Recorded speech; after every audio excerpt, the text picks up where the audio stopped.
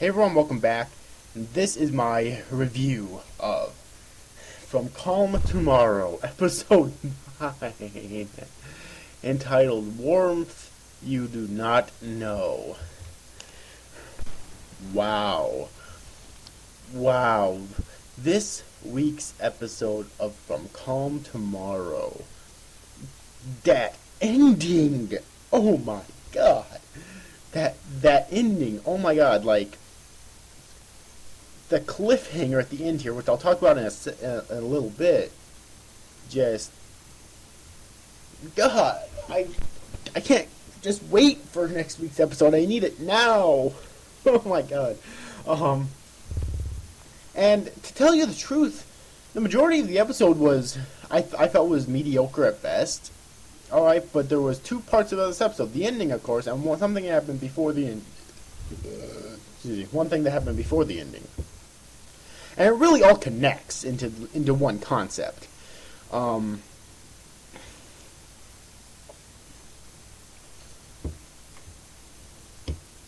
I just thought of a theory at this very second.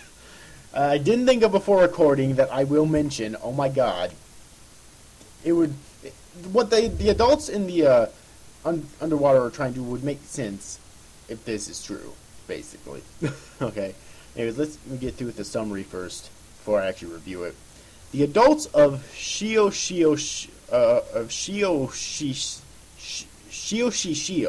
goddamn, are assembled by Uroko, who reveals that a catastrophe is coming. Meanwhile, which... The reason why I didn't think of this before is because in the episode he didn't actually call it catastrophe, he called it a calmality, I think. Which, I have no idea what that word even means to begin with. Okay. Meanwhile, the students continue their preparations for the... it sounds good because it has the word calm in it, you know. But anyways, meanwhile, the students continue their preparations for the upcoming festival when Chisaki feels ill and Tsumugu takes her to the sea to restore her Enna. In the occasion, Tsumugu asks her if she has given up on Hikari, and she decides to go home instead. Kaname accompanies her, and they arrive at the village just to be received by the adults carrying blue lanterns. Monica follows soon after. When she arrives home, she is informed that from then on it is forbidden to return to the surface. So at this point I was thinking, okay, they've more than crossed the line of total fucking douchebag. They've literally passed it fucking completely. Alright? They've gone so far past it at this point. But something makes it to where, you know, maybe not so much, which I'll discuss in a little bit here. Alright. In the next day, Hikari learns that all of his friends from Shio are absent from school, and he returns to the village to find out why. Monica informs him that they are forbidden to leave the village as a calamity is what it said. I'm sorry. Calamity is impending and expresses her will to support him. Despite knowing that Monica only views him as a friend, Hikari does not resist the urge to embrace her, and he flees after surprise that Monica shoves him away.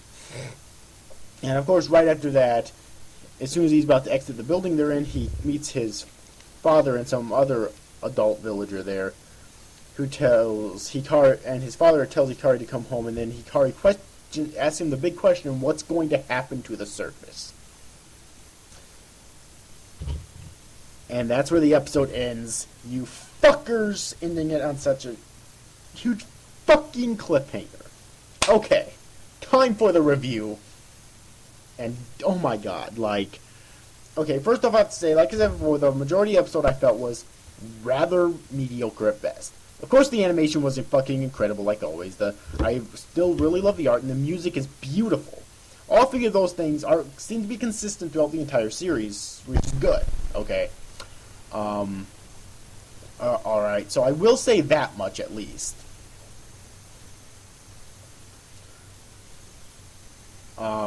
But however, the majority of it was pretty, um, it was pretty mediocre at best. I felt just simply because, like, for example, the scene with Shisaki and Tsumugu, I felt was like I didn't really like that scene too much. Not because it was there in general, but because I felt it just wasn't done right. It's like, um, okay, why is Tsumugu saying all these things first off on his end, and how does he know all this shit? Like, given the look on Shisaki's face, you can probably tell that it's true. But why exactly is he saying this? Is he able to figure this out just by talking to her and shit? And that's never discussed. Okay, it might be in the future, but for the time being, it's not. So, yeah, there's that. In addition to that, there's also there's also on Shisaki's end, and I think that's a little bit more realistic because she basically runs away into the sea, neglecting that ever happened.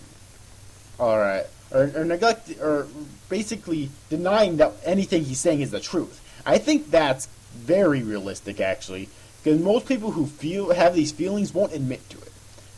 The vast majority of the time. All right, so that is kind of realistic, I feel,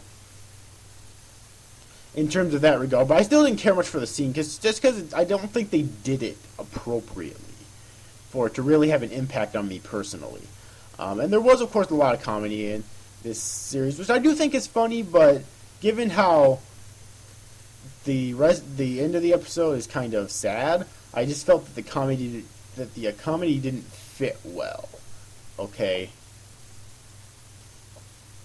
So that's why I didn't care much for the comedy in this episode. Even though it is funny, it didn't really fit well. I didn't feel with the rest of the episode, with the end of the episode, basically. Alright. So those are the things I didn't like about this episode. However, I felt that the rest of the episode was fantastic, flawless. Alright. Because basically, what we had here was the adults trying to prevent the children from going back to the surface again. And at first you think they're being kind of douchebags about it, Uroko included. Which, by the way, I want to go off on a short tangent here. I really hope that Uroko gets character development by the end of the series. Alright, because, like, the series has been fairly decent with giving character development to characters. Alright, but I really hope that the series gives him more character development, or gives character development to Iroko's character, because I think he's a really interesting character, but I want him to develop. And that's really basically the extent of my tangent, but I just wanted to get out there that I really hope that the series develops him as a character by the end of it. All right.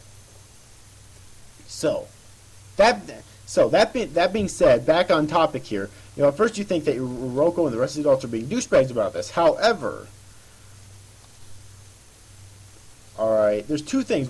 One, the calamity that Uroko mentions. And two, at the end of the episode, Hikari asks his father, what's going to happen to the surface? I have a feeling that the surface is planning on being destroyed. The reason I have this theory is because, well, first off, a calamity is nothing fucking good, okay? And it would make sense. Like, maybe the sea god is actually seeking vengeance on the surface, or maybe the adults are plotting something. Maybe the adults are doing this to make it seem like a calamity is really occurring when really they're just tricking the humans, or tricking everyone else. Or actually, if that's the case, it would probably be mainly or solely on Uroko's hands, because he's the one who told the adults that a calamity is occurring. So if it's just a hoax, it's probably solely on Uroko's terms, which, if it is, I don't think it's possible to redeem his character in terms of development. It would still be possible, but it would be very difficult to. Alright. But anyways, though, so yeah, there's that. And so that's basically my theory, and which would make sense why the adults wouldn't want the children to go back to the surface anymore, because if a calamity truly happens to the surface and everyone at the surface dies, they would die too, and of course they don't want their children to die, which is why, you know, Hikari's father is asking Hikari to come back home, because he doesn't want his son to die. Although I don't know what he plans on doing with his daughter, because his daughter's an adult. She can, like, I don't think she has any plans to come back to the surface, or back to the sea. All right, so she can be notified about this. My only question about this calamity that's occurring is, what exactly is it? Because from what we understand, this like weird snow, I forget what they called it, but I'm just going to call it snow because that's what it looks like. This snow that's falling on the surface right now usually only falls on the sea. But the thing is, it falls on the sea quite often, apparently. So, you know, like, what's the significance of this? How does it not hurt the sea, but it will hurt the surface? You know, these are questions that needs to be answered in the future in order for us to really understand the extent of this calamity and actually care. Alright, it can't just be a random apocalypse. I want it to be thoroughly explained as to exactly how this could hurt or possibly even destroy the surface. Alright, well, you can't really destroy the surface, but you can kill all life forms on the surface, you know, in essence. So, yeah, I really hope that's explained later on. But other than that, there's really nothing else that I need to say about this episode, I don't think. It was just very well done. Like I said before, there were some things I didn't like in this episode, such as the scene with Chisaki and Tsumugu, as well as the comedy felt kind of out of place in this episode. But everything else I thought was flawless. Like, really, this episode was really well done with a few flaws, you know, but not a whole shit ton of flaws. So yeah, but anyways, overall, I hope you enjoyed this review, guys. See you after, guys. Thanks for watching. Bye-bye.